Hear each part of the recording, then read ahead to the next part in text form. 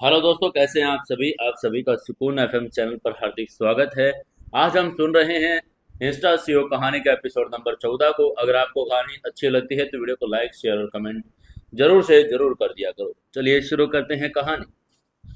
Operation के बाद वो पल दोनों के लिए किसी पुनर्जन्म से कम नहीं था।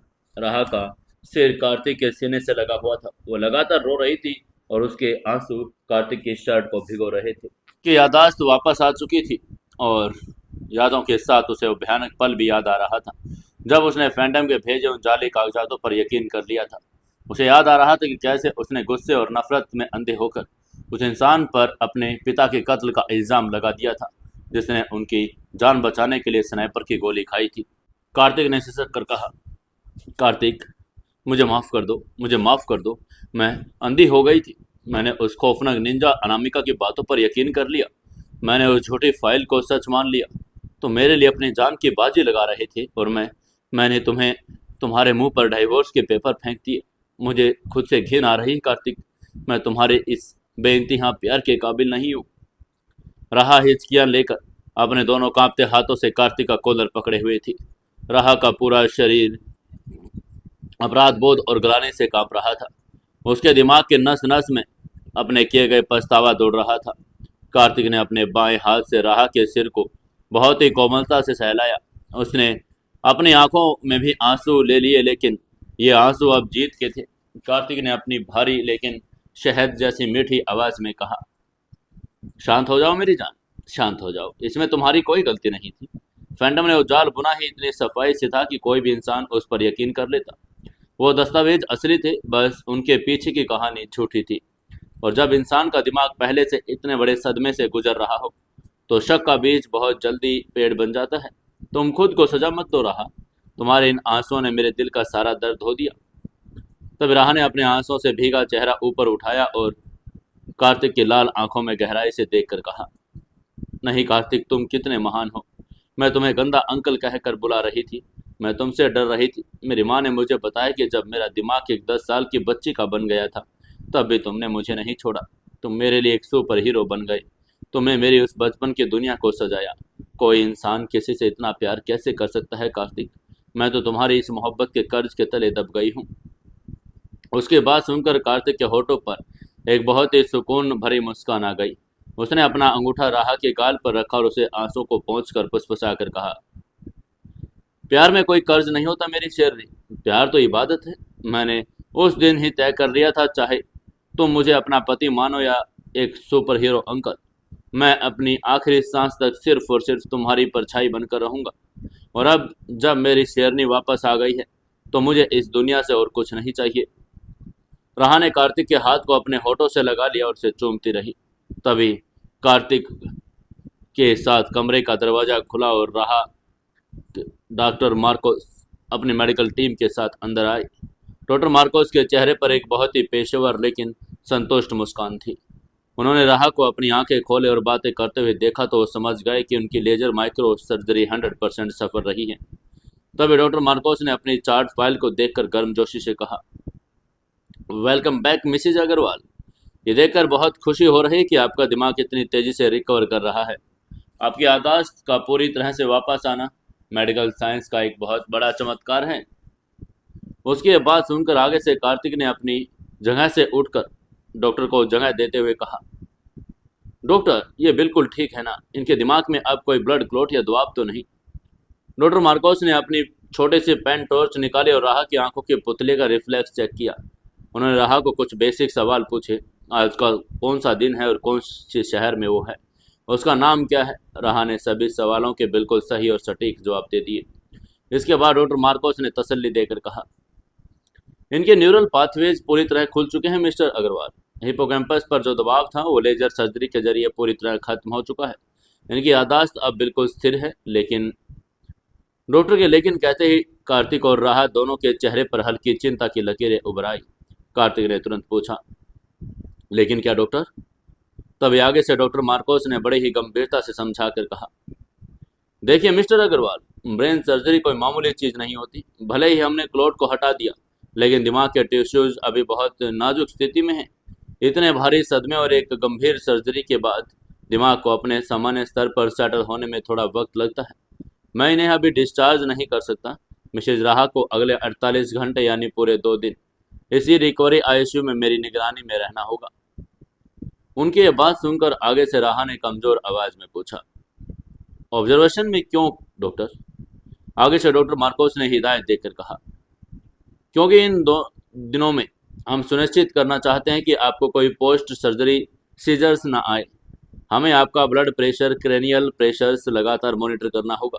अगर इन 48 घंटों में कोई कॉम्प्लिकेशंस नहीं आता तो आप खतरे से पूरी तरह बाहर मानी जाएंगी। जब तक आपको पूरी तरह से बेड रेस्ट करना है, कोई तनाव नहीं, कोई भारी सोचना नहीं, सिर्फ आराम। उनकी ये बात सुनकर आगे से कार्तिक ने तुरंत हामी भरकर कहा, जैसा आप कहें डॉक्टर। हम 48 घंटे क्या, जब तक आप पूरी तसल्ली नहीं कर रहे थे, हम इस हॉस्पिटल से एक कदम भी बाहर नहीं रखेंगे। मेरी पत्नी की सुरक्षा से बढ़कर मेरी कुछ नहीं है। उसकी ये बात सुनकर डॉक्टर मार्कोस ने मुस्कुराकर सिर हिलाया और कुछ जरूरी दवाइयों का निर्देश नर्स को देकर वहां से चले गए। डॉक्टर के जाने के बाद दीवानी मित्तल कमरे में आई। अपनी बेटी को सही सलामत और अपनी पुरानी यादों के साथ वापस देखकर उनका दिल भर आया। माँ और बेटी एक दूसरे के गले लगकर बहुत देर तक रोती रही। राहा ने अपनी माँ से भी माफ़ी मांगी कि अनजाने में बचपन में उस स्थिति में उन्हें कितना परेशान किया। दीवानी ने राहा के माथे को चूम कर कहा कि उनके लिए अपनी बेटी का सही सलामत वापस आना ही दुनिया की सबसे बड़ी दौलत है। हॉस्पिटल में ऑब्जर्वेशन के वो 2 दिन कार्तिक और राहा के रिश्ते के लिए बहुत ही भावनात्मक और गहराई से भरा हुआ सफर साबित हुए। कार्तिक ने उन 2 दिनों में एक पल के लिए भी राहा का कमरा नहीं छोड़ा। उसने विक्रम को साफ निर्देश दिया कि अग्रवाल ग्रुप का कोई भी काम, कोई भी फाइल उस कमरे तक नहीं आनी चाहिए। वो पूरी तरह से दुनिया से कट चुका था। उसका पूरा ब्रह्मांड अब सिर्फ उस हॉस्पिटल के कमरे राहा के इर्द गिर्द घूम रहा था। पहले दिन राहा अभी भी एनेस्थीसिया के हैंगओवर और सर्जरी की कमजोरी से जूझ रही थी। उसे बार बार नींद आ रही थी, लेकिन जब भी उसकी आंखें खुलती वो हमेशा कार्तिक को अपने बिस्तर के पास वाली कुर्सी पर बैठी हुई उसका हाथ थामे हुए पाती। कार्तिक की आंखों में नींद नहीं थी, बल्कि एक पहरेदार वाली सतर्कता थी। दोपहर के वक्त जब कमरे में वो सिर्फ दोनों थे, राहा ने कार्तिक का हाथ कसकर पकड़ लिया और उसकी आंखों में फिर से आंसू बहने लगे थे। राहा ने कार्तिक की लाल आंखों और उसके थके हुए चेहरे को देखकर कांपती आवाज में कहा, तुम सोए नहीं हो कार्तिक। तुम्हारा अपना कंधा इतना बुरी तरह से जख्मी है। तुमने फैंटम से लड़ते अपने शरीर पर इतने गहरे घाव खाए। तुम मेरी वजह से यहाँ कुर्सी पर जगे हुए हो। प्लीज तुम भी थोड़ा आराम कर लो। आगे से कार्तिक ने मुस्कुराकर राहा के हाथ के पिछले हिस्से पर एक किस करके कहा, मेरा आराम तो तुम्हारी सांसों से जुड़ा है राहा। जब तक तुम पूरी तरह से ठीक होकर अपने पैरों पर खड़ी नहीं हो जाती, या आंखें बंद नहीं होंगी, मुझे दर्द महसूस ही नहीं हो रहा। मेरा सबसे बड़ा दर्द तो वो था जब तुम मुझे भूल गई थी। उसकी बात सुनकर राहा सिसक पड़ी और उसने रो कर कहा, मैं कैसे भूल सकती हूँ कार्तिक। मैं कैसे उस अनामिका की बातों में आ गई। जब मैं फाइल के पन्नों को पढ़ रही थी तो मेरा दिमाग सुन पड़ गया था। मुझे लगा कि जिस इंसान ने मुझे नई जिंदगी दी, उस इंसान की जड़ों में मेरे पिता का खून है। मैं पागल हो गई थी। मैंने तुम्हें जो बात कही, मैंने तुम्हें अपने से दूर जाने को कहा। मुझे अभी भी याद है कि अपने आप से मुझे नफरत भी होने लगी थी। तुम मुझे कभी माफ मत करना कार्तिक। मैं तुम्हारे इस प्यार के लायक नहीं हूँ। ये कहकर वो फुट फुट कर रोने लगी। उसे बार बार वो पल याद आ रहा था जब उसने कार्तिक के मुंह पर डाइवोर्स के पेपर फेंके थे। वो नफरत भरे शब्द उसे अंदर से खाए जा रहे थे। कार्तिक अपनी कुर्सी से उठा और वो राहा के बिस्तर के बिल्कुल करीब आ गया।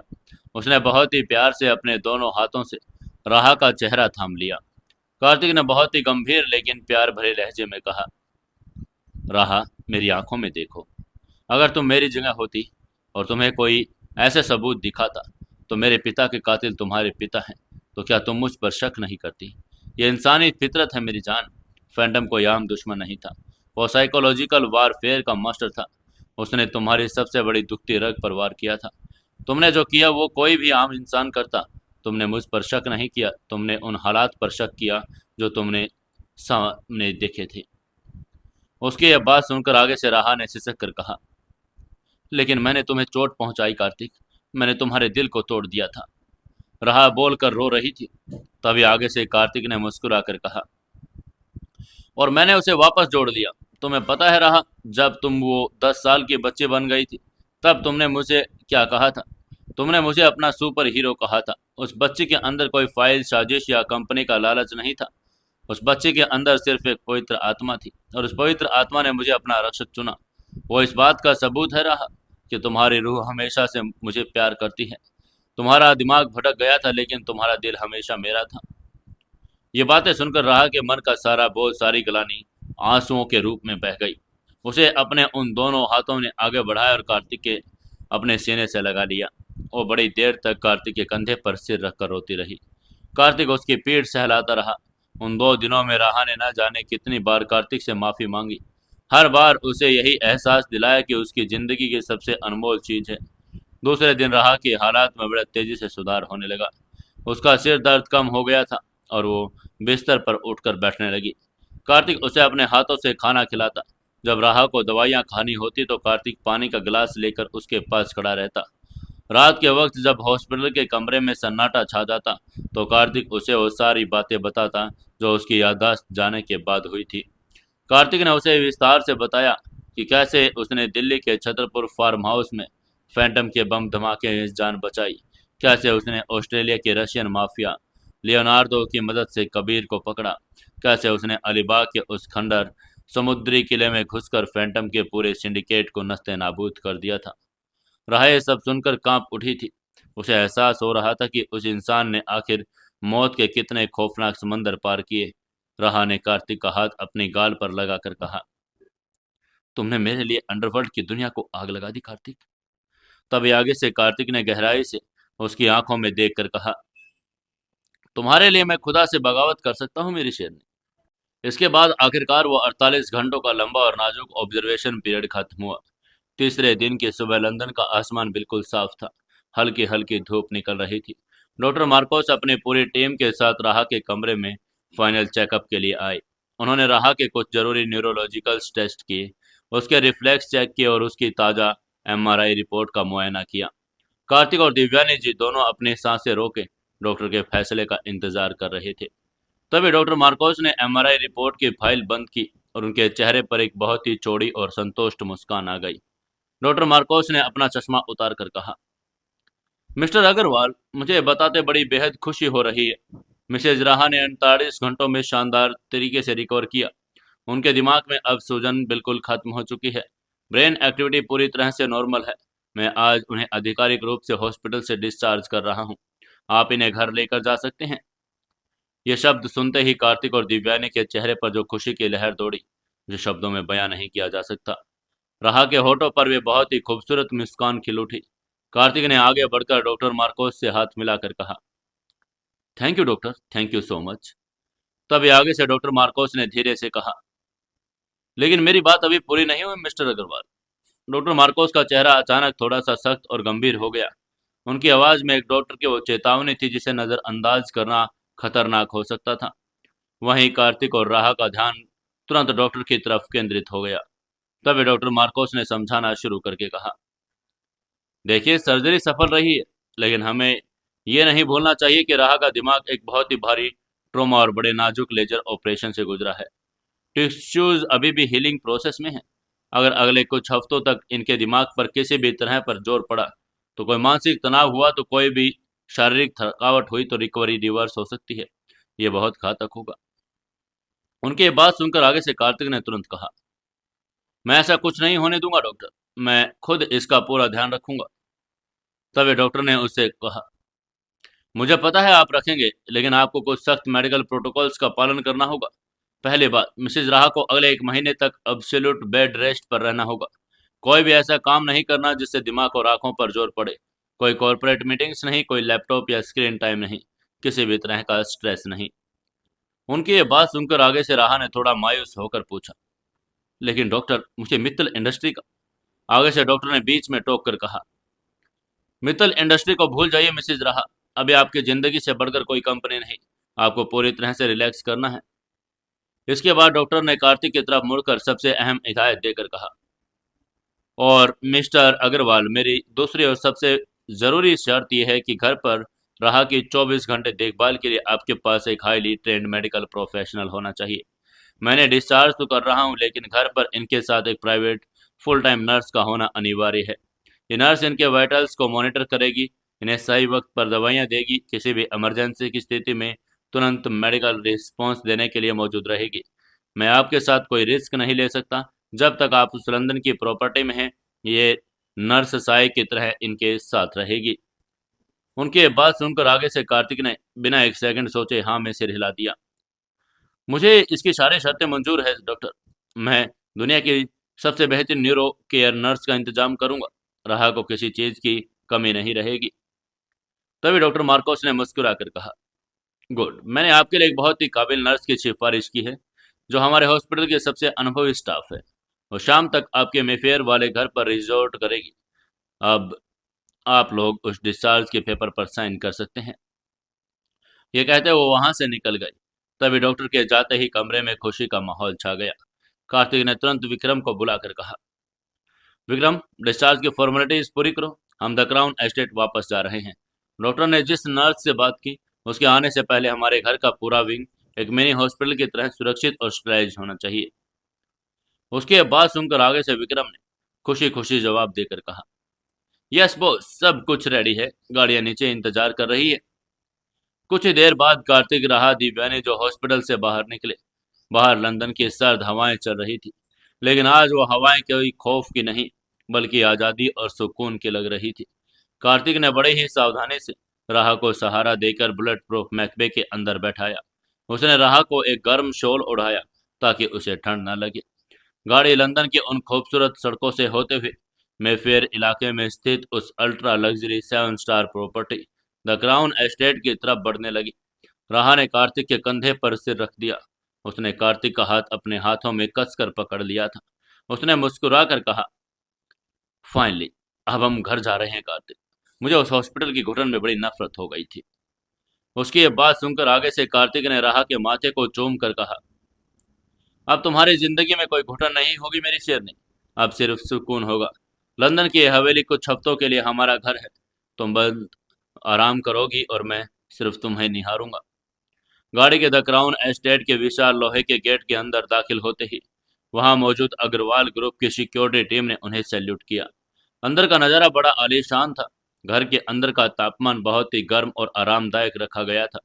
विक्रम ने राह के कमरे को पूरी तरह से एक लग्जरी रिकवरी रूम में बदल दिया था। वहां खुशबूदार मोमबत्तियां जल रही थी, ताजे फूल सजे थे और बिस्तर को दुनिया के सबसे मुलायम गद्दों से तैयार किया गया था।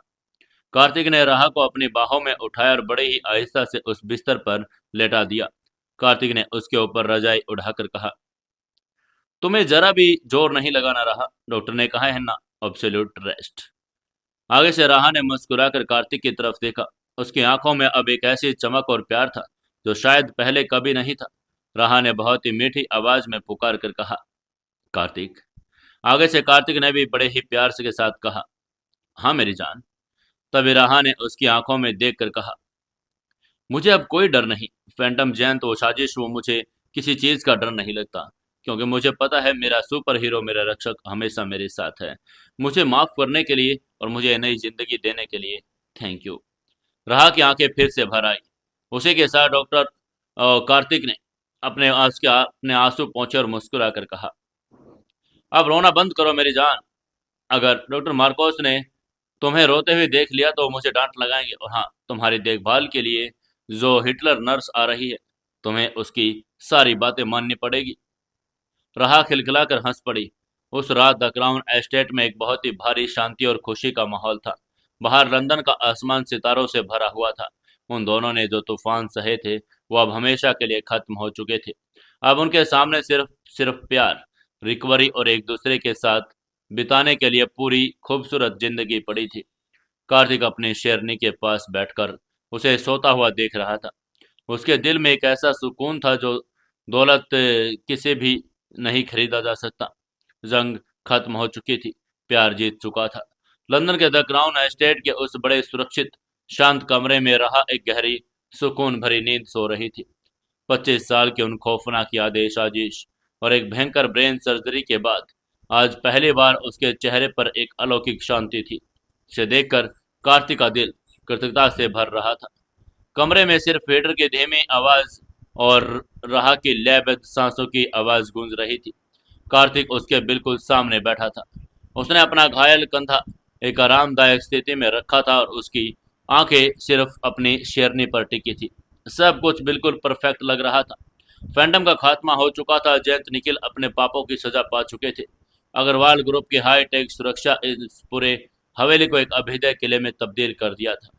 लेकिन कार्तिक अग्रवाल इस बात से पूरी तरह अनजान था कि जब आप दुनिया के सबसे बड़े कारपोरेट और अंडरवर्ल्ड एम्पायर के बादशाह होते हैं तो आपके दुश्मन कभी खत्म नहीं होते। वो सिर्फ अपना रूप और अपना नाम बदल लेते हैं। अग्रवाल ग्रुप का असली दुश्मन सिर्फ अंडरवर्ल्ड का फैंटम नहीं था। कारपोरेट दुनिया का एक ऐसा दैत्य था जो सालों से कार्तिक अग्रवाल की कुर्सी, उसके बिजनेस, उसकी जान का प्यासा था। Global industries. Global industries Europe और अमेरिका का सबसे बड़ा सिंडिकेट था जिसका सीधा मुकाबला हमेशा अग्रवाल ग्रुप से होता था। ग्लोबल इंडस्ट्री के मालिक जानते थे कि आमने सामने के बिजनेस वॉर में कार्तिक अग्रवाल को हराना नामुमकिन है और फैंटम के साथ कार्तिक की इस खूनी जंग पर ग्लोबल इंडस्ट्री की पैनी नज़र थी।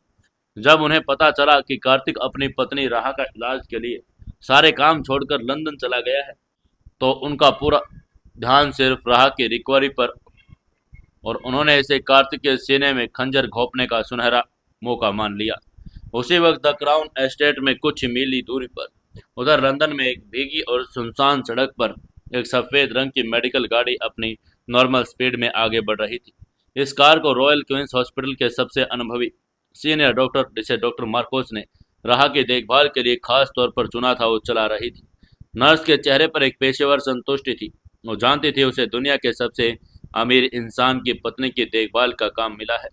लेकिन उस नर्स को यह अंदाजा भी नहीं था कि उसकी कार का पीछा पिछले कई किलोमीटर से एक काले रंग की बिना नंबर प्लेट की एसयूवी कर रही है। तभी अचानक उस सुनसान सड़क के अंधेरे मोड़ पर काले रंग की एसयूवी ने अपनी रफ्तार बढ़ाई और एक भयानक कट मारकर नर्स की सफ़ेद कार के बिल्कुल आगे आकर ब्रेक लगा दिए। नर्स ने घबराकर पूरी ताकत से अपनी कार के ब्रेक दबाई। कार एक जोरदार आवाज़ के साथ एसयूवी से कुछ इंच दूरी पर जाकर रुक गई। नर्स का दिल जोरों से धड़कने लगा। उसने घबराहट में अपनी कार का दरवाज़ा खोलने की कोशिश की, लेकिन इससे पहले कि वो कुछ समझ पाती, एसयूवी का दरवाज़ा खुला और उसमें से एक बड़ा लंबा, फिट और खौफनाक दिखने वाली एक लड़की बाहर निकली। ये कोई आम लड़की नहीं थी, ये अलेना थी। अलेना ग्लोबल इंडस्ट्री की सबसे खतरनाक, तेज और ट्रेंड मिलिटेंट थी। वो ब्रिटिश स्पेशल फोर्स की एक पूर्व कमांडर रह चुकी थी, जिसे ग्लोबल इंडस्ट्री ने करोड़ों रुपए डॉलर देकर इतना प्राइवेट असिस्टेंट बना लिया था। Elena martial art, sharp shooting और फेस बदलने में इतनी माहिर थी, किसी की भी नज़रों के सामने से उसकी जान निकाल सकती थी और किसी को भनक तक नहीं लगती थी। एलेना के चेहरे पर कोई भाव नहीं था। उसने काले रंग का एक लेदर सूट पहना था और उसके हाथ में एक साइलेंसर लगी पिस्तौल थी। नर्स ने अपनी गाड़ी का शीशा नीचे किया और हकला कर कहा, एक्सक्यूज मी, आप ये क्या? लेकिन आगे से अलेना ने कोई बात नहीं की। अपने साइलेंसर लगी पिस्तौल से बिना एक सेकंड गवाए सीधा उस नर्स के माथे के बीचों बीच एक स्टिक गोली दाग दी। गोली इस शीशे को चीरकर नर्स के दिमाग में जा घुसी। वो बिना कोई आवाज़ किए अपनी स्टीयरिंग व्हील पर लुढ़क गई। मौत का खेल महज 3 सेकंड में खत्म हो गया। अलेना ने अपनी पिस्तौल अंदर रखी और तेजी से नर्स की कार का दरवाजा खोला। उसने नर्स की लाश को कार की पिछली सीट पर धकेला, खुद अंदर बैठ गई। उसने बड़े ही शातिर तरीके से उस मर्द नर्स का आई कार्ड, उसके सारे मेडिकल पेपर्स, उसका सफ़ेद कोट उतार लिया। अलेना ने अपनी कार में रखा एक खास प्रकार का हाईटेक केमिकल उस लाश के चेहरे पर स्प्रे किया ताकि उसकी पहचान मिट जाए। इसके बाद उसने अपने आदमियों को इशारा किया जिन्होंने नर्स की कार और उस लाश को वहां से एक गुप्त जगह पर ठिकाने लगाने का काम शुरू कर दिया। अलेना ने वो नर्स का कोट पहना, अपनी आंखों को बिल्कुल उसी नर्स की तरह एक सलीकेदार जोड़े में बांधा और चेहरे पर एक बहुत ही सौम्य, पेशेवर, मासूम सी मुस्कान ओढ़ ली। उसने अपना जाली लेकिन बिल्कुल असली दिखने वाला रॉयल क्वींस हॉस्पिटल का आई कार्ड गले में डाल लिया। उसने अपने मेडिकल बैग को चेक किया और उस बैग में ब्लड प्रेशर नापने की मशीन, दवाइयाँ और इंजेक्शन तो थे, लेकिन उन दवाइयों के बीच एक खौफनाक जहर भी छिपा था जो किसी भी इंसान को बिना किसी मेडिकल सुराग के हार्ट अटैक देकर मार सकता था। अलेना ने अपनी एसयूवी का इंजन स्टार्ट किया। उसकी नीली आंखों में एक दरिंदों वाली चमक थी। अलेना ने अपनी ब्रिटिश एक्सेंट वाली हिंदी में बुदबुदा कर कहा, कार्तिक अग्रवाल, तुमने अग्रवाल अंडरवर्ल्ड के गुंडों को तो अपनी बीवी से बचा लिया है, लेकिन अब तुम्हारा पाला एक ऐसी मौत से पड़ा है जो एक रक्षक का सफेद कोट पहनकर तुम्हारे घर में दाखिल हो रही है। गाड़ी अपनी पूरी स्पीड से द क्राउन एस्टेट की तरफ दौड़ी। ग्लोबल इंडस्ट्री ने अपना ये सबसे बड़ा और सबसे घातक मोहरा कार्तिक की दुनिया के बिल्कुल बीचों बीच उतार दिया था। दोपहर के करीब 3 बज चुके थे। विक्रम द क्राउन एस्टेट के मेन गेट पर अपनी सिक्योरिटी टीम के साथ खड़ा था। उसने हवेली के चप्पे चप्पे पर कमांडोज तैनात कर रखे थे। हर आने जाने वाले 3 टायर बायोमेट्रिक बैकग्राउंड चेकिंग हो रही थी। तभी गेट के बाहर एक टैक्सी आकर रुकी। उसमें से अलेना बाहर निकली। उसने अपना मेडिकल बैग कंधे पर लटकाया और अपना चेहरा बिल्कुल आम दयालु पेशेवर नर्स जैसा बनाकर उसने गेट पर खड़े गार्ड्स की तरफ देखकर बड़े ही विनर मुस्कान दी। अलेना ने अपनी मीठी आवाज में कहा, गुड आफ्टरनून, मैं रॉयल क्वींस हॉस्पिटल से हूँ। डॉक्टर मार्कोस ने मुझे मिसेज राहा अग्रवाल की केयरटेकर नर्स के रूप में भेजा है। उसके बाद सुनकर गार्ड ने तुरंत विक्रम को इन्फॉर्म किया। विक्रम तेजी से गेट पर आया। विक्रम के पार की नजरें थी। उसने अलेना को ऊपर से नीचे तक देखा। विक्रम ने सख्त आवाज में पूछा, आपका आईडी कार्ड? अलेना ने बिना किसी झिझक के अपना आईडी कार्ड विक्रम की तरफ बढ़ा दिया। विक्रम ने उस कार्ड को अपने हाथों में एक मौजूद एक खास स्कैनर से स्कैन किया। ग्लोबल इंडस्ट्री के हैकर्स रॉयल क्वींस हॉस्पिटल के डेटाबेस में इतनी गहराई से सेंधमारी कर चुके थे कि जब विक्रम ने वो कार्ड स्कैन किया तो स्क्रीन पर बिल्कुल वही जानकारी फ्लैश हुई जो डॉक्टर मार्कोस ने भेजी थी। नाम, पोस्ट, अनुभव, सब कुछ 100% असली लग रहा था। तब विक्रम ने प्रोटोकॉल का पालन करके कहा, आपकी पूरी तलाशी ली जाएगी। आगे से अलेना ने बड़ी ही शांति से अपना मेडिकल बैग चेकिंग के लिए आगे करके कहा, बिल्कुल सर, यह आपकी ड्यूटी है। सिक्योरिटी टीम ने उसके बैग का कोना कोना छान मारा, एक्सरे मशीन से गुजरा, लेकिन अलेना कोई आम किलर नहीं थी। उसके पास बंदूक, कोई चाकू या धातु हथियार नहीं था। उसके पास जो जहर था वो एक आम पेलिन किलर की शीशी में बिल्कुल लिक्विड दवा में रखा हुआ था, जिसे दुनिया की कोई भी मशीन नहीं पकड़ सकती। पूरी तरह से संतुष्ट होने के बाद विक्रम ने उसे अंदर जाने की इजाजत दी। विक्रम ने उसे चेतावनी देकर कहा, मैडम फर्स्ट फ्लोर के मास्टर स्वीट में है, बॉस उनके साथ हैं, ध्यान रहे, किसी भी तरह की कोई लापरवाही बर्दाश्त नहीं की जाएगी।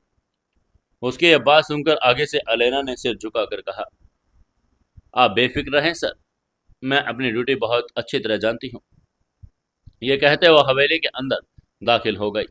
जैसे अलेना ने उस भव्य हवेली के अंदर कदम रखा, उसकी तेज और मिलिटेंट आंखों ने पलक झपकते ही पूरे घर के स्ट्रक्चर, सीसीटीवी कैमरों की पोजीशन, बाहर निकलने के रास्तों को अपने दिमाग में स्कैन करना शुरू कर दिया।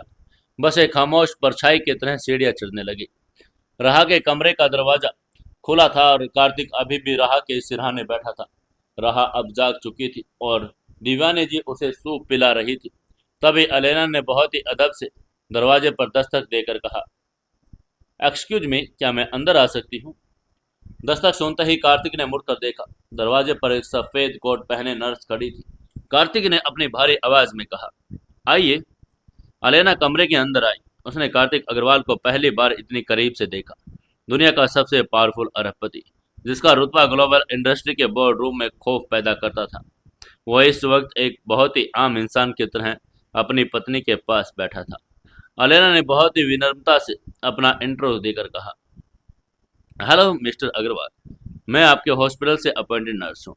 डॉक्टर मार्कोस ने मुझे मिसेस अग्रवाल के वाइटल्स चेक करने, उनकी दवाइयों का शेड्यूल मैनेज करने के लिए भेजा है।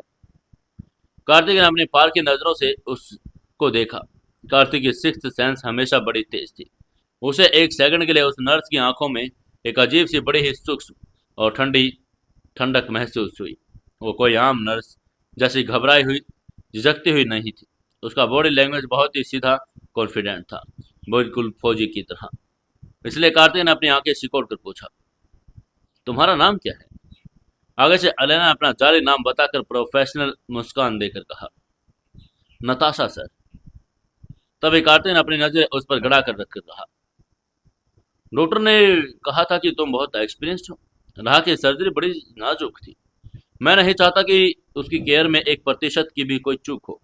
अगर मुझे तुम्हारा काम ठीक नहीं लगा तो मैं तुम्हें 1 मिनट में यहाँ से बाहर निकाल दूंगा।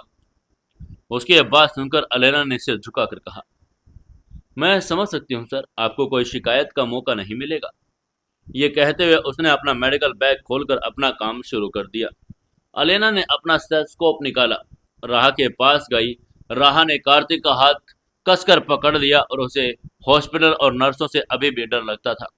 तभी कार्तिक ने राहा के बालों को सहलाकर उसे तसल्ली देकर कहा, डरो मत मेरी जान, ये सिर्फ तुम्हारा चेकअप कर रही है। अलेना ने बहुत ही कोमलता से राहा का ब्लड प्रेशर पल्स चेक किया। वो अपना काम इतने परफेक्शन के साथ कर रही थी। दिव्यानी भी उसकी तारीफ करने लगी। दिव्यानी ने उसकी तारीफ करके कहा, बहुत ही सदे हुए हाथ है तुम्हारे बेटा। उसकी तारीफ सुनकर आगे से अलेना ने मुस्कुरा कर कहा, थैंक यू मैम। लेकिन अंदर ही अंदर उसका शैतानी दिमाग अपनी चाल चल रहा था। अलेना ने राहा की नब्ज चेक करके मन ही मन सोचा, कार्तिक अग्रवाल, तुम अपनी इस शेरनी से बहुत प्यार करते हो ना। ग्लोबल इंडस्ट्रीज को तुम्हारा पैसा है, तुम्हारी कंपनी नहीं चाहिए। उन्हें तुम्हारी आत्मा चाहिए। और जब तुम्हारी आंखों के सामने तुम्हारी इस पत्नी की सांसें बिना किसी बीमारी के अचानक रुक जाएंगी तो तुम पूरी जिंदगी खुद को कोसोगे और तुम उसे बचा नहीं पाओगे। आलेना ने अपना काम खत्म किया और कमरे के कोने में रखी सोफा चेयर पर जाकर बैठ गई। वहीं कार्तिक अभी पूरी तरह से रिलैक्स नहीं था। उसका वो हंटर वाला दिमाग उसे बार बार अलर्ट कर रहा था कि कुछ तो है जो सही नहीं है। लेकिन उसके सामने राहा थी और राहा के सामने ऐसी कोई सीन क्रिएट नहीं करना चाहता था जिसे राहा को स्ट्रेस हो। तभी कार्तिक ने राहा के माथे को चूम कर कहा, मैं अभी आता हूँ जान। ये कहते वो कमरे से बाहर निकल गया। कमरे से निकलकर कार्तिक सीधा विक्रम के पास गया। उसने विक्रम को ऑर्डर देकर कहा, विक्रम, वो जो नई नर्स आई है उसके सारे बैकग्राउंड चेक करके दोबारा चाहिए मुझे। रॉयल क्वींस हॉस्पिटल के एचआर से डायरेक्ट बात करो। उसका पूरा एम्प्लॉयमेंट हिस्ट्री, उसका पिछला रिकॉर्ड, सब कुछ मेरे टेबल पर होना चाहिए। कार्तिक की आवाज में एक अजीब सा तनाव था। उसकी ये बात सुनकर आगे से विक्रम ने थोड़ा हैरानी से कहा, बॉस, मैंने खुद उसका आईडी स्कैन किया, सब कुछ वेरीफाइड था। तभी कार्तिक ने कड़क आवाज में कहा, मैंने जो कहा है वो करो विक्रम। मुझे उस लड़की की आंखों में वो मेडिकल केयर वाली नमी नहीं दिखी। उसकी चाल ढाल में एक मिलिट्री वाली सुत्ती है। कोई आम नर्स इस तरह कदम नहीं रखती। मुझे कोई चांस नहीं लेना।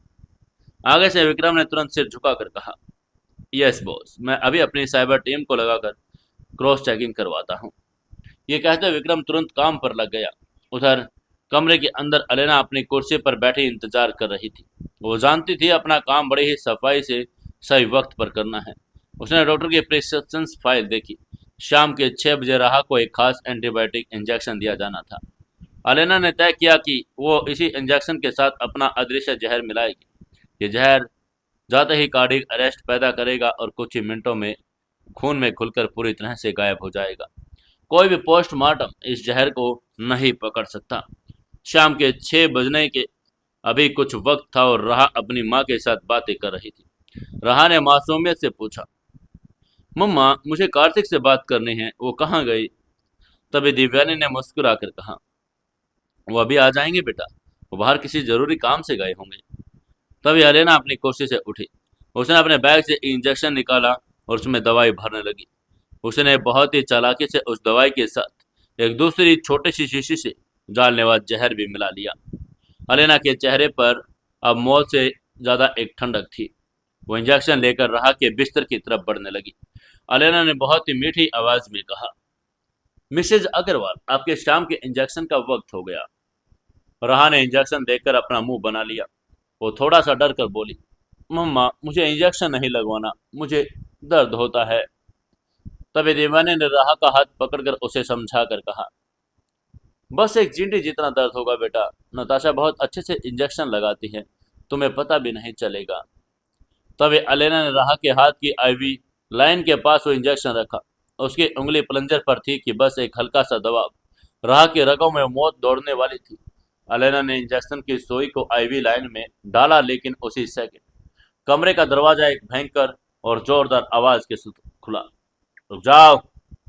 कार्तिक अग्रवाल की एक दहाड़ते हुए शेर की तरह कमरे में दाखिल हुआ और उसकी आंखें लाल सुर्ख थी। उसके हाथ में वो पुरानी खौफनाक कुकरी चमक रही थी। कार्तिक के पीछे विक्रम उसके कमांडो गन ताने खड़े थे। अलेना, जो एक हाईली ट्रेंड किलर थी, उसने पलक झपकते ही खतरे को भांप लिया और इंजेक्शन को वहीं छोड़ दिया। बिजली की रफ्तार से पीछे हटे। राहा और दिव्यानी भी इस अचानक हुए हंगामे से पूरी तरह घबरा गई। दिव्यानी जी ने घबरा कर पूछा, कार्तिक, क्या हुआ? दिव्यानी जी चीख पड़ी, तभी कार्तिक ने विक्रम की तरफ चिल्लाकर कहा, राहा और माजी को तुरंत मेरे पीछे कवर करो। विक्रम ने आगे बढ़कर राहा को बिस्तर से कवर कर लिया। तभी कार्तिक ने अपनी कुकरी को कसकर पकड़ा और अलेना की आंखों पर टिक गया। कार्तिक की आवाज उस शांत कमरे में मौत के साय की तरह गूंजी। उसने चिल्लाकर कहा, ग्लोबल इंडस्ट्री की कुतिया, तुम्हें लगा कि तुम कार्तिक अग्रवाल की आंखों में धूल झोंक लोगी? तुम्हारा वो हैक किया डेटाबेस मेरे साइबर एक्सपर्ट आर्यन ने पकड़ नहीं लिया। असली नताशा की लाश हमें लंदन के उसी सड़क पर मिल गई जहां तुमने उसे मारा था। अलेना के चेहरे पर वो नर्स वाला मासूम और मीठा नकाब अब पूरी तरह उतर चुका था। उसकी आंखों में अब एक प्रोफेशनल किलर की वो खौफनाक और बर्फीली दरिंदगी आ चुकी थी। अलेना ने एक बहुत ही कुटिल शैतानी हंसी हंसकर अपने वो ब्रिटिश एक्सेंट वाली हिंदी में कहा, नॉट बैड मिस्टर अग्रवाल। मुझे लगा था कि तुम अपनी बीवी के प्यार में अंधे हो चुके होंगे, लेकिन तुम्हारी नज़र वाकई बड़ी तेज है। लेकिन अब बहुत देर हो चुकी है। अलेना अपने सफ़ेद कोट में एक झटके में फाड़कर फेंक दिया और उसके अंदर वो टाइट लेदर कॉम्पैक्ट सूट पहन लिया। उसने पलक झपकते ही अपनी कमर में छिपी दो बड़ी तेज और छोटी टैक्टिकल नाइफ्स निकाल ली। अलेना ने फुपकार कर कहा, मैं यहाँ से खाली हाथ नहीं जाऊंगी कार्तिक अग्रवाल। तुम्हारी इस बीवी की लाश आज इसी बिस्तर पर बिछेगी। ये कहते हुए उसकी भूखी चीते की तरह सीधे राह के बिस्तर की तरफ छलांग लगा दी। लेकिन अलेना का सामना किसी आम इंसान से नहीं था। उसका सामना उस सुपर हीरो से था जिसने अपनी तरफ उसकी शेरनी को बचाने के लिए यमराज को भी मात दे दी थी। जैसे अलेना हवा में उछली, कार्तिक ने अपने शरीर को आगे की तरफ धकेला। उसने अपनी कुकरी से अलेना के वार को इतनी आसानी से ब्लॉक किया कि दोनों हथियारों के टकराने से एक चिंगारी उड़ गई। कार्तिक ने अलेना को वार को डिफ्लेक्ट किया। उसने भारी लेदर बूट से अलेना के सीने पर एक भयंकर किट जड़ी। अलेना हवा में पीछे की तरफ उछलकर कमरे की दीवार से जा टकराई, लेकिन एक ट्रेंड मिलिटेंट होने के नाते उसने खुद को संभाल लिया और अपने पैरों पर वापस खड़ी हो गई। अलेना ने कार्तिक के खून से सने दाएं कंधे की तरफ देखकर हंसकर कहा, तुम एक घायल शेर हो कार्तिक। तुम ज्यादा से ज्यादा मुझे रोक नहीं पाओगे। तभी कार्तिक ने दहाड़ कर कहा, तुझे रोकने के लिए मेरा बायां हाथ ही काफी है। वहीं राहा बिस्तर पर डरी हुई बैठी थी। वो कार्तिक को फिर से लड़ता हुआ देखकर खौफ में थी और उसने चिल्लाकर कहा, कार्तिक प्लीज उसे छोड़ दो, तुम्हारे कंधे से खून निकल रहा है। तभी आगर कार्तिक ने बिना पीछे मुड़े कहा, तुम अपनी आंखें बंद कर लो मेरी जान, ये शैतान आज जिंदा इस कमरे से बाहर नहीं जाएगा। अलेना फिर से कार्तिक पर टूट पड़ी। इस बार उसने अपने दोनों चाकुओं को बड़े तेज और लगातार वार करने शुरू कर दिए। वो रशियन सिस्टमा और क्राव मार्गा के मिक्स इस्तेमाल कर रही थी। उसकी रफ्तार इतनी तेज थी कि आम इंसान की आंखें उसे देख भी न पाए। उसने कार्तिक के चेहरे की तरफ वार किया, जिसे कार्तिक ने कुकरी से रोका, लेकिन उसी सेकंड अलेना ने दूसरा चाकू कार्तिक के घायल कंधे पर सीधा प्रहार कर दिया। कार्तिक के मुंह से एक दर्द की चीख निकल गई। उसका दायां कंधा सुन पड़ गया और खून तेजी से रिसने लगा। अलेना ने एक कुटिल हंसी हंसी। उसने कार्तिक को लात मारकर पीछे धकेल दिया। अब उसके और राहा के बीच कोई नहीं था। अलेना ने अपनी चाकू हवा में उठाई और सीधे राहा के सीने में घोंपने के लिए आगे बढ़ी। राहा ने डर के मारे अपनी आंखें बंद कर ली और अपनी मां से लिपट गई, लेकिन अलेना का चाकू राहा तक पहुंच पाता उससे पहले एक खौफनाक और गगनभेदी आवाज गूंजी। कार्तिक अग्रवाल जो पीछे गिर रहा था, उसने हवा में ही अपनी भारी कुकरी को अपने बाएं हाथ से पूरी ताकत के साथ एक भाले की तरह अलेना की तरफ फेंक दिया। कुकरी हवा को चीरती हुई गई और सीधा अलेना के उस कलाई के आर पार हो गई जिस हाथ ने उस राह को चाकू के लिए पकड़ा था। कुकरी अलेना की हड्डी और नसों को फाड़कर उसकी कलाई में धंस गई। अलेना के गले में एक दर्दनाक और सुअर जैसी चीख निकली। उसके हाथ से चाकू छूटकर जमीन पर गिर पड़ा। खून का एक फव्वारा कमरे की दीवारों पर उड़ गया। घायल एक शेर बाघ की तरह उस जगह पर उठा। उसने दर्द की कोई परवाह नहीं की। वो भागता हुआ अलेना के पास आया, इससे पहले कि अलेना अपने दूसरे हाथ से कुछ कर पाती। कार्तिक ने उसके बाल पकड़े, उसके चेहरे को पूरी ताकत से कमरे में रखे एक भारी कांच की टेबल पर दे मारा। कांच के चकनाचूर होने की आवाज के साथ ही अलेना का चेहरा पूरी तरह से खून से सन गया। वो जमीन पर अधमरी हालात में गिर गई। कार्तिक ने अपने भारी बूट से अलेना के सीने पर पैर रखा और उसे जमीन पर दबा दिया। कार्तिक ने चिल्लाकर कहा, तूने सोचा कि तू ग्लोबल इंडस्ट्री की कठपुतली बनकर मेरी शेरनी का शिकार करेगी? जाकर अपने उन आकाओं से कह देना कार्तिक अग्रवाल का कहर अब सीधे उनके बोर्ड रूम तक पहुंचेगा। मैं ग्लोबल इंडस्ट्री का नामो निशान इस दुनिया के नक्शे से मिटा दूंगा। कार्तिक की आवाज में उस खौफनाक सन्नाटे में एक मौत का फरमान लग रहा था। कार्तिक ने विक्रम की तरफ इशारा करके कहा, विक्रम, इस डायन को यहाँ से घसीट कर ले जाओ, इसे हमारे टॉर्चर सेल में डाल दो। मुझे इसके मुंह से ग्लोबल इंडस्ट्री के हर एक इन्वेस्टर, हर एक डायरेक्टर का नाम चाहिए और फिर इसे उसी मौत के घाट उतार देना जो मौत ये मेरी राह के लिए लेकर आई थी। और उसके कमांडो ने आगे बढ़कर खून से लथपथ अरेना को जमीन पर घसीटा और उसे कमरे से बाहर ले गए। कमरे में अब सिर्फ एक डरावना सन्नाटा छा गया। फर्श पर कांच के टुकड़े और अरेना का खून बिखरा था। कार्तिक अपनी जगह पर खड़ा खड़ा बुरी तरह हाँफ रहा था। उसके दाएं कंधे से खून बहकर फर्श पर टपक रहा था।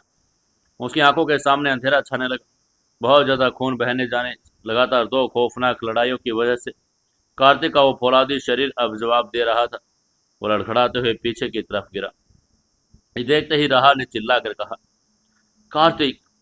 राहा जो बिस्तर पर डरी हुई थी, वो अपनी सारी कमजोरी हिदायतों को भूल कर खुद बिस्तर पर से उठी और दौड़ते हुई कार्तिक के पास आई और उसे जमीन पर गिरने से पहले अपनी बाहों में थाम लिया। कार्तिक का सिर राहा की गोद में था। राहा के आंसू कार्तिक के खून से सने चेहरे पर गिर रहे थे। उसने रो कर कहा, कार्तिक, आंखें खोलो कार्तिक, प्लीज मुझे छोड़कर मत जाना। राहा पागलों की तरह रो रही थी। उसने कार्तिक के उस घायल कंधे पर अपना हाथ रखकर खून रोकने की कोशिश की। तभी कार्तिक ने बड़ी ही मुश्किल से अपनी एक दर्द भरी मुस्कान के साथ आंखें खोली। उसने अपना सही दाएं वाला हाथ उठाकर राहा के आंसुओं को भीगे गालों को छू कर कहा, मैं तुम्हें छोड़कर कहीं नहीं जा सकता मेरी शेरनी। मैंने तुमसे पिंकी प्रॉमिस किया था ना कि मैं तुम्हारा हाथ कभी नहीं छोड़ूंगा। कार्तिक की आवाज बहुत धीमी और कमजोर हो चुकी थी। आगे से राहा ने कार्तिक के हाथ को अपने होठों से लगा लिया। उसे चूम चूम कर जोर जोर से रोने लगी। उसने रोकर कहा, तुम मेरे असली सुपर हीरो हो कार्तिक, तुम मेरे भगवान हो। मैं तुमसे बहुत प्यार करती हूँ, बहुत प्यार। उसकी यह बात सुनकर कार्तिक ने गहरी सुकून भरी सांस ली। उसकी शेरनी पूरी तरह से सुरक्षित थी। ग्लोबल इंडस्ट्री को मौत का साया टल चुका था, लेकिन कार्तिक की आंखों पर अब धीरे धीरे अंधेरा छाने लगा था। उसने बेहोश होने से पहले बुदबुदा कर कहा, मैं भी तुमसे बहुत प्यार। लेकिन कार्तिक के शब्द पूरे होने से पहले राहा की गोद में बेहोश हो गया। उसको बेहोश होता देखकर राहा ने चिल्ला कर कहा, डॉक्टर विक्रम, जल्दी आओ। राहा की वो दिल दहला देने वाली चीख द क्राउन एस्टेट के भव्य कॉरिडोर्स में गूंजने लगी। अब लड़ाई एक नए मोड़ पर आ चुकी थी। ग्लोबल इंडस्ट्री के अग्रवाल ग्रुप के चेयरमैन को घायल एक बहुत ही युद्ध का ऐलान कर दिया था, लेकिन उन्हें नहीं पता कि उन्होंने उस शेर को छेड़ा है जिसकी शेरनी अब एक पूरी तरह से अपनी पुरानी यादों और ताकत के साथ वापस आ चुकी है। द क्राउन एस्टेट के उस आलीशान लेकिन उस खौफनाक बंद चुके कमरे में एक जानलेवा और भारी सन्नाटा पसरा था, जिसे सिर्फ राहा के दिल दहला देने वाली सिसकियां और उसकी उखड़ती हुई सांसों की आवाज तोड़ रही थी। कमरे का फर्श, जो कुछ घंटे पहले तक खूबसूरत और सुकून भरे महल का हिस्सा था, अब कांच के अनगिनत टुकड़े, बिखरे हुए मेडिकल उपकरण, ताजा और गाढ़े खून का सना हुआ था। ये खून उस इंसान का था जिसने अपनी पूरी जिंदगी, अपना पूरा वजूद, अपना हर एक कतरा सिर्फ और सिर्फ अपनी शेरनी की हिफाजत करने के लिए निछावर कर दिया था। कार्तिक अग्रवाल दुनिया का सबसे ताकतवर, खूंखार अरबपति, जिसका नाम सुनकर अंडरवर्ल्ड की रूह कांपती थी, आज वो उसी ठंडे फर्श पर राहा की गोद में बेसुध पड़ा था। उसका फौलादी शरीर अब पूरी तरह से निढाल हो चुका था। उसके दाएं कंधे से वो पुराना घाव जो स्नाइपर की गोली से लगा हुआ था, अब वो पूरी तरह से फट चुका था। उसमें से रिश्ता हुआ खून राहा के कपड़ों को भी लाल कर रहा था। इसके अलावा ग्लोबल इंडस्ट्री की उस खूंखार हत्यारी अरेना के चाकुओं ने कार्तिक के सीने और बाएं कंधे पर कई गहरे कट लगा दिए थे। राहा, जो खुद को अभी अभी एक नाजुक और खतरनाक ब्रेन सर्जरी से उठकर आई थी, जिसका अपना शरीर कमजोरी से कांप रहा था, वो इसी वक्त अपनी सारी तकलीफें, सारा दर्द, सारी हिदायतें भूल चुकी थी। उसके लिए इस वक्त के आगे कुछ मायने नहीं रखता था। वो सिर्फ और सिर्फ कार्तिक की सांसें थी। राह ने चिल्लाकर कहा, विक्रम जल्दी आओ, विक्रम प्लीज कुछ करो। कार्तिक अपनी आंखें नहीं खोल रहे। कार्तिक प्लीज मुझे छोड़कर मत जाना। तुमने मुझसे वादा किया था, तुमने मेरा हाथ नहीं छोड़ सा। राह पागलों की तरह चीख रही थी। उसने दोनों हाथ कान के खून से सने हुए चेहरे को थाम लिया था। उसके आंसू कार्तिक के माथे पर गिर रहे थे, जैसे वो अपने आंसुओं से ही उसके सारे जख्म को धो देना चाहती हो। राह की आवाज में जो दर्द और खौफ था, वो किसी भी इंसान का कलेजा चीरने के लिए काफी था। कमरे के दरवाजे पर खड़े विक्रम का दिल अपने बॉस की यह हालात देखकर कांप उठा। एक कमांडो जिसने मौत को कई बार करीब से देखा, आज उसकी आंखों में नमी आ गई। लेकिन विक्रम जानता था कि यह वक्त जज्बाती होने का नहीं, बल्कि बिजली की रफ्तार से एक्शन मोड़ लेने का, अंदर आने का था। विक्रम ने तेजी से आगे बढ़कर कहा, मैडम प्लीज आप पीछे हटिए। हमें बॉस को तुरंत यहाँ से निकालना होगा। बॉस को बहुत सावधानी से उठाओ। उनके कंधों के घाव पर दबाव नहीं पड़ना चाहिए। जल्दी करो। ये कहते हुए उसने अपने पीछे खड़े दो सबसे मजबूत कमांडोज को इशारा किया। कमांडोज ने तुरंत कार्तिक को भारी और लहौलहान शरीर को बड़ी नजाकत और पेशेवर तरीके से उठा। कार्तिक का सिर पीछे की तरफ लुढ़क गया। उसका चेहरा पूरी तरह पीला पड़ रहा था। अत्यधिक खून बह जाने के कारण उसकी नब्ज बड़ी धीमी हो गई थी। तभी राहा ने लड़खड़ाकर अपनी जगह से उठकर कहा, मम्मा, मामा कार्तिक को खून आ रहा है। यह कहकर उसका सिर चकरा रहा था। एनेस्थेसिया का असर और सर्जरी की कमजोरी अभी उसके शरीर में मौजूद थी, लेकिन एड्रेनालाइन और कार्तिक को खोने के खौफ से उसे अपने पैरों पर खड़ा रखा था। दिव्या ने जी तुरंत आगे बढ़कर अपने बेटे को सहारा देने लगी। तभी दिव्या ने रोकर राह को अपने सीने से लगाकर कहा, राह बेटा खुद को संभालो। कार्तिक कितना मजबूत है, उसे कुछ भी नहीं होगा। आगे से राह ने अपनी माँ की बाहों में खुद को छुड़ाकर कहा, नहीं मम्मा, मुझे कार्तिक के साथ जाना है। मैं उसे अकेला नहीं छोड़ सकती। उसकी जिद एक ऐसी पत्नी की जिद थी जो अपने सुहाग के मौत को मुंह में वापस खींच कर लाने के लिए यमराज से लड़ सकती थी। तब विक्रम ने तेजी से कमरे से बाहर निकलकर कहा, आप दोनों भी साथ चलेंगे मैडम। गाड़ियां पोर्टिको में तैयार है, हमें एक सेकंड भी बर्बाद नहीं करना। विक्रम ने तेजी से कमरे में निकलकर आगे गाड़ियों की तरफ बढ़कर गाड़ियों को इशारा कर दिया। हवेली के उस भव्य लेकिन डरावने गलियारे से होते कार्तिक कमांडो के साथ तेजी से आगे निकल पड़े। खून की कुछ बूंदें उन महंगे इटालियन मार्बल के फर्श पर गिरती आ रही थी, जो कार्तिक के बलिदान का एक खामोशी गवाही दे रही थी। राह अपनी माँ का हाथ पकड़े अपनी पूरी ताकत बटोर कर लड़खड़ाते कदमों से उनके पीछे दौड़ रही थी। बाहर लंदन की सर्द हवाएं चल रही थी। आसमान पर गहरे सलेटी बादल छा गए थे। पोर्टिको में 3 काले रंग की बुलेट प्रूफ मैकबे रेंज रोवर स्टार्ट खड़ी थी। उनके इंजनों की भारी गुर्राहट माहौल के तनाव को और भी ज्यादा बढ़ा रही थी। कमांडोज ने कार्तिक को बीच वाली पिछली चौड़ी सीट पर सावधानी से लिटा दिया। राह तुरंत दूसरी तरफ से गाड़ी में दाखिल हुई और उसने कार्तिक के खून से सने हुए ठंडे पड़ चुके उस काले रंग के बुलेट प्रूफ मैकबे रेंज रोवर स्टार्ट की। हाथ को अपने दोनों हाथों से कसकर पकड़ लिया। दीवाने जी की गाड़ी में आगे की सीट पर बैठ गई। विक्रम ने ड्राइविंग सीट पर बैठकर अपने कम्युनिकेटर पर बाकी गाड़ियों को ऑर्डर देकर कहा, सीधे royal queens hospital, maximum speed. तभी सिक्योरिटी टीम ने जवाब देकर कहा, रोजर दैट। गाड़ियों का वो भारी भरकम खौफनाक काफिला एक झटके में द क्राउन एस्टेट के विशाल लोहे के गेट से बाहर निकला। लंदन की सड़कों पर किसी रॉकेट की तरह दौड़ पड़ा।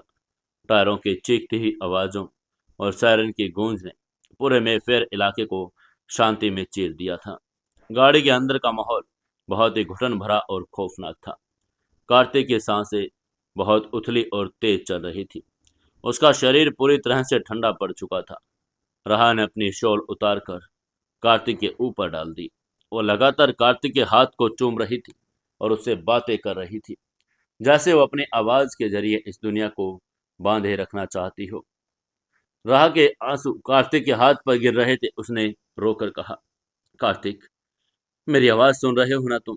मैं यही हूं तुम्हारे पास। तुम्हें कुछ नहीं होगा। मैं तुम्हें कुछ नहीं होने दूंगी। तुमने मेरे लिए पूरी दुनिया से दुश्मनी मोल ली। तुमने मेरे बचपन के उस डरावने अंधेरे को बाहर निकाला।